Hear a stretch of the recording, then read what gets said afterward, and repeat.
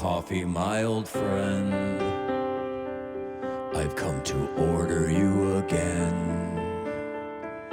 I hear the grinding of espresso beans. I need a double shot of pure caffeine. And the indie band on the speaker soothes my brain. So I'll remain within the sounds of Starbucks. Tried to brew my own at home, but felt so quiet and alone. I need to be amid the morning rush, where the leather chairs are soft and plush.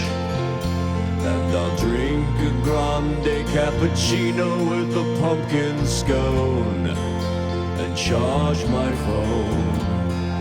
Listen to the sounds of Starbucks.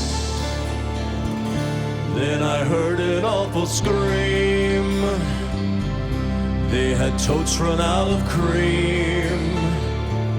A new employee spilled the coffee grounds, and the Wi-Fi went completely down. And a lady in yoga pants threw her latte at the wall. The cops were called.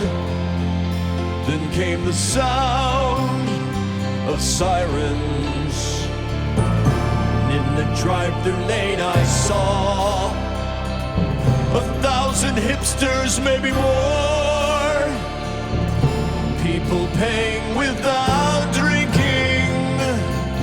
People waiting, they were all freaking. People going off 'cause they couldn't get a caramel frap. Holy crap. A riot started at Starbucks while a Bible study prayed. Baristas formed a barricade. The manager cried out a warning to the angry mob that was forming. And he said, I checked Google Maps, there's another one across the street. So we stampede and return to the sounds of Starbucks.